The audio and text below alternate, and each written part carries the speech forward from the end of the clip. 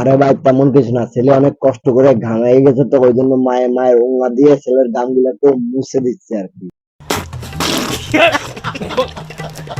ওর জন্মদিনের দিন মদ খেতে যাওয়ার জন্য সে যখন মদ খায় সে অমানুষ হয়ে যায়। এই যে আমাকে মেরে দেখে। কিছুদিন আগে মারামারি করে ট্রেন্ডিং এ ছিল, তারপরে ট্রেন্ডিং থেকে পড়ে গেছে না কি হয়েছে আমরা কেউ কইতেও পাই না। এখন আবার দেখতেছে মা ছেলে সেলুন উদ্বোধন করতে যাচ্ছে।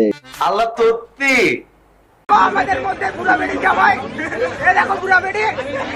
আসলে তাদেরকে এখন সম্পর্ক আছে না বিশ্বাস হয়ে গেছে না কি হয়েছে, আজকে পুরো ভিডিওতে থাকবে এটা। বিশ্বাস করুন ভাই, প্রচুর মজা পাবেন। তাহলে চলো।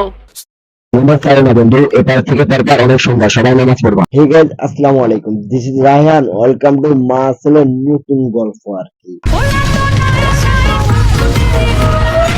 এগুলা কোনো যেটা নিয়ে আসছো সেটা বলো আর ওদেরকে বলো, আমার কাছে কোনো কিছু বলবো না। আরে ভাই আপনারা মামুনের ভাগ্য দেখছেন, তার দুই পাশে দুইটা মা, তবু আপনারা তাকে বলেন এতিম। ভাই কাজটা কি আপনারা আসলে ঠিক করেন? হাজার হোক না কেন তার দুইটা মা ভাই, আপনাদের আছে ভাই দুইটা মা, এমনি করে জড়ায় খাড়ায় এসেছে। ওরে এগুলা তো আমার ছেলে মেয়ে, ওদের ভালোবাসা আমি বলার মতন না। না মানে খালাম্মা বুঝলাম না তো আপনারা কি ভালোবাসে দিয়েছে? সারাদিন দেখলাম অডিয়েন্সটা আপনার ছেলেকে পিটাইছে আর এখন আপনি এসে বলতেছেন তারা ভালোবাসা দিছে। এটা হাস্যকর, হাস্যকর, এই দেশের জনগণের জন্য হাস্যকর। আমি পারি না তো সবার গালের মধ্যে একটা করে চুম্বা দেই, একটা করে চুম্বা দেই। খালাম্মার জিদ দেখছেন? খালাম্মা বুড়া বয়সে পোলাপানেরা উম্মা দিতেছে, বুড়া বয়সে জুয়ান পোলা ঠাপ্পা দিয়ে ইচ্ছা করতেছে।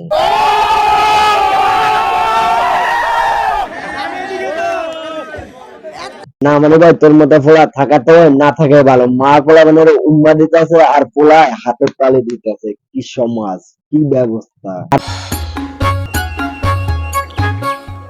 আমি করতে পারবো না রে। তো আদর লাগতেছে। জি অবশ্যই অবশ্যই মনে করতে পারেন ওইরকম কিছুই। এখন সবাই মনে করে যে শুধু পোলাটা শরীর দিয়ে কি ঘাম যেতেছে আর মা সহ্য দিতেছে না, ওই জন্য মা ওড়না দিয়ে তার গোলার ঘাম গুলা মুছা দিতেছে। কৃষির মনে হয় সমাজে অভাব পড়ছে। আপনি সারা জীবন কেন থাকতে চাচ্ছেন না? আমি সারা জীবন থাকতে চাচ্ছি, এখন পরিস্থিতি অনেক রকম হইতে পারে। আপনারা ইচ্ছা করে ঝগড়া করবেন, একটার সাথে একটা মারামারি করবেন আর আমাদেরকে নাটক দেখাবেন, এটা তো এই সমাজের পোলাপান মানবে না। আপা নিঃসন্দেহে তুই ঠিক কথা বলেছিস। কাকা আমি সবসময় সত্যি কথা বলি, ওই জন্য তো আমি আজকে রোস্ট করতে বসে গেছি আর কি। আপনি সারা জীবন কেন থাকতে চাচ্ছেন না? আমি সারা জীবন থাকতে চাচ্ছি, এখন পরিস্থিতি অনেক রকম হইতে পারে। মানে আসলে কি আমরা জনগণ ছুটিয়া না হলে তো তাদের এত সুন্দর নাটক গুলা বিশ্বাস করতাম না। কি সুন্দর নাটক করে করে তারা প্রমোশন নিতেছে আর সন্ধ্যা হলে দুজন এক খাটায় ঘুমাইতেছে। আমি মামুনের হয়ে বলতে চাই যে আপনারা সবাই আপনাদের দোয়ায় মামুনকে রাখবেন। ওর মানে ভাই আমাদের দোয়া লাগে, আপনি যদি আপনার ছেলেকে মন ভরে দোয়া করেন এমনিতে সে জান্নাতে চলে যাবে। ওর যখনই দরকার হবে, প্রয়োজন হবে, আমি যদি ওর পাশে নাও থাকি, আপনারা যেন সারা জীবন ওর পাশে থাকে। মানে আপনাদেরকে এই কথা দিয়ে কি বুঝাতে চাচ্ছে আপনারা বুঝতে পারছেন? কয়দিন পরে তাদের আরেকটা নাটক দেখার জন্য আপনারা অপেক্ষা করেন। ঠিক আছে ঠিক আছে।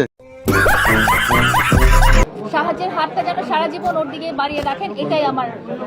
আজকের পর থেকে লায়লা আর মামুন যদি কলজা কাইটা আমারও বলে যে তাদের ঝগড়া হয়েছে, আমি রায়হান আর বিশ্বাস করবো না। আপনারা বিশ্বাস করলে করতে পারেন। জিন্দা হায়। আমি অবশ্যই বলতে চাই যে শাকিব খানের থেকে প্রিন্স মামুনের জনপ্রিয়তা এখন সবথেকে বেশি। কুকুরে চিনে হাড্ডি, বাঘে চিনে শিকার। কুকুরে চিনে হাড্ডি, বাঘে চিনে শিকার। আর এই শালার ফুটে চিনে টিকটকের একটা ময়লা আবর্জনা ফিটার। পরিস্থিতি আগাচ্ছে এখন বর্তমানে, অবশ্যই আমি বলতে পারি যে জনপ্রিয়তা তার বেশি। আমার কেন জানি মনে হচ্ছে সাকিব ভাইরে ও মনে বলছে যে আমার একটা নতুন একটা ভাই এনে দেন আমার মায়ের পেটের ভিতরে। সাকিব ভাই মনে এনে দেন, ওই জন্য হাঁটে হেঁটে সাকিব ভাইয়ের বদনাম করতেছে। যেহেতু অলরাউন্ডার সবকিছুই পারে, অবশ্যই মুভিও করতে পারবে ইনশাল্লাহ।